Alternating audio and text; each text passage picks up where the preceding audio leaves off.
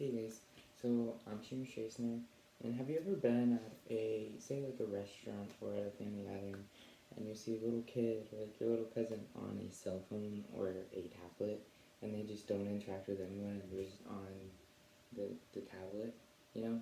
Have you seen that? That kind of makes me mad, because then they're not interacting with their family or anyone, they're just stuck on the tablet, and it makes me mad, because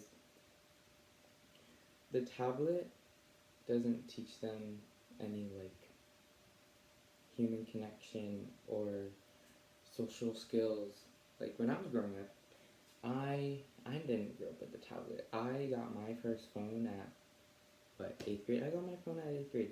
Yeah, I grew up with iPods, but there were restrictions on the iPod, and I couldn't do much with the iPod besides text with Wi-Fi, and I couldn't really use it out when we were, out. It was just used by Wi-Fi. And I didn't really use it much because I knew there wasn't much use for it besides games and texting, so I didn't really use it as much as I use my phone now. But when I was growing up, I never used a phone at the table. My parents, yeah, they always brought toys, like little cars and stuff, or I just played with the utensils. But I never really had a tablet where I was stuck. And then my parents would be like, go like talk to your aunt or your family member, or I learned how to order by myself when I was younger. Like when I was learning, I learned how to order by myself. Like you can do it, and then they encouraged me how to order by myself. And now when I go to restaurants or places, I can order food by myself, and I'm not afraid to do it. And that also helps with public speaking and other social events. So, like I said, it's not right to have your kid use a cell phone or a tablet at such a young age, and here's why. It it can change the child and parent's relationship. It can just because the child becomes like emotionally attached to the phone and to that, and a parent's voice, touch, and eventually play can build can build pathways in their brain can build pathways in the brain that aid them learning, and they bond emotionally. So the tablet and the phone or whatever electronic device takes away that emotional connection from the parent and the kid, and the kid can become detached and won't really speak to their parent as much. And also, it can also become their first addiction, because they become addicted to it, to where they're like, oh, I need it, like I need it now. To where they always need it at home, or they always need it at a restaurant, because then they're used to it at a restaurant, or just anywhere in general. Like when they're with the family, just on their tablet. Like what? Sorry, you can't. It's not nice. It's rude. It's rude, and doesn't teach them any social skills or anything. But like I said, it becomes their first addiction, to where they're like, oh, it's okay to. They learn that it's okay to use it in public, like I said, at a restaurant or family events. They think it's okay, but it's not okay. It becomes their first addiction, to where they're like, oh, well, I'm here so I can use it, or I'm at home so they always use it at home. That's why you have to limit the time, put time restrictions on it and everything. And then also, if they use it too much and you take it away, they throw tantrums, because parents will use it as a like a way to calm their child, like a pacifier. They use it as a way to pacify their child instead of using actual pacifiers. Instead, they use it as a pacifier, to where they just sit down and be quiet, and that's it. And it's just like I said, it's a pacifier, and it's not good for the child, because then be like, oh, well, I'm crying. The parent will give them a tablet, and then they're fine. But you take away that tablet, and then they become all crying, and it's not. If they don't learn discipline or anything, because they think, oh, I'm crying, I'll get the tablet back, or like I didn't mean to do it. Like they'll get, like, the parents, they don't discipline their children as much as they do. Like if I was crying or did something bad, I'd get put in the corner. Or if I was at a restaurant and I was crying, my parents would take me to the car and just let me cry in the car. While they would stand there outside the door, I would cry in the car until I was done crying. That's discipline. Like they never whipped me or anything, or they would talk loud at me. But they would put me in the corner and I just stand there. Or they would take, if I had a device, if I was older, they would take it away, or they would take away like a toy. It taught me discipline, and I didn't really throw tantrums because I was like, oh, if I do throw this, then, I knew the outcome of it. And I think children now don't know the outcome of, like, what they're doing, because, like I said, they think it's okay to use it, or like, obsessively. And then you take it away, and boom, they start crying, and they're like, well, you're always going to use it. And that's not good. And it also helps, it prevents them from sleeping, because it prevents them from sleeping, because if they keep their tablet at night, they're going to use it, and they'll hide it, like kids. I used to have like a Nintendo or something, and I would, like kids, they would hide it, or like a PS4, like those little ones. They would hide it under the bed, and it prevents them from sleeping. But now that kids now have like the tablets, they'll keep the tablet, and it prevents them from sleeping, because they'll be on it until maybe it dies, and it probably won't be until like a while until it dies, or the parents just don't take it away, and they're like, oh well, I have it, And they never said when I have to turn it off or anything.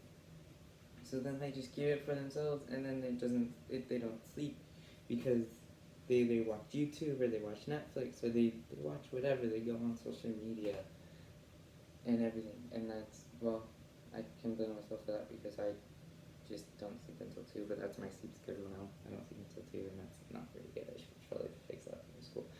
But anyways, that's besides the point.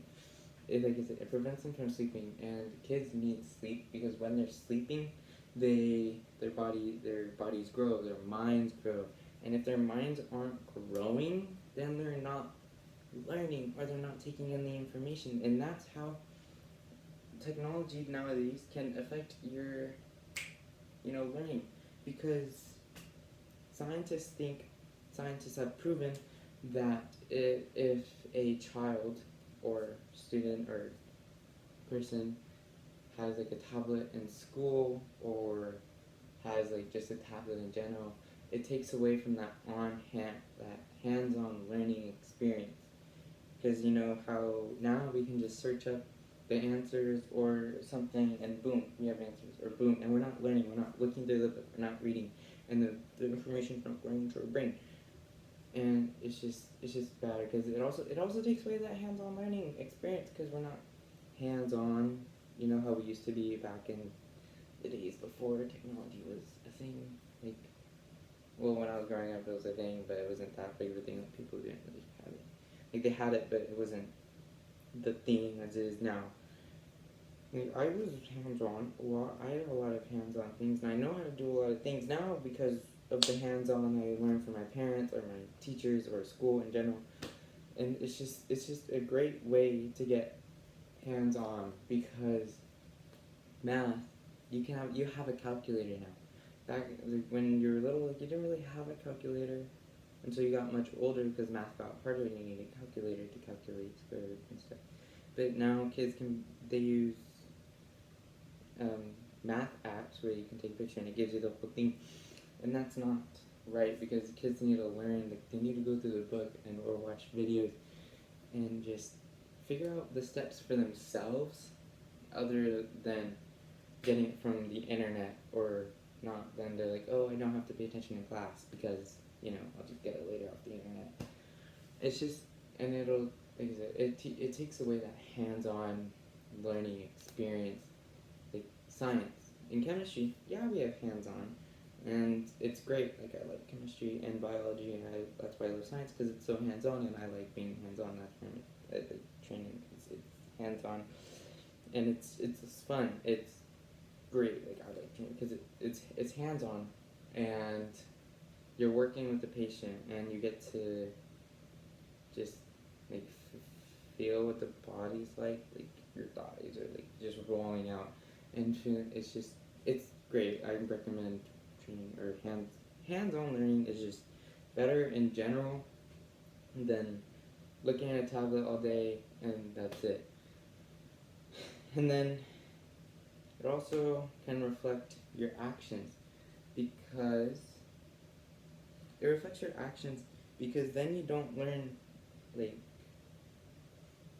empathy, or say you see something online and you're like, so someone else is doing it, why can't I do it? And then you see all these other people do it. Well, then if they're doing it, then it's okay if I do it. Then say like, oh, shoplifting. Well, you see it on social media and people don't get caught. You're like, I can do that.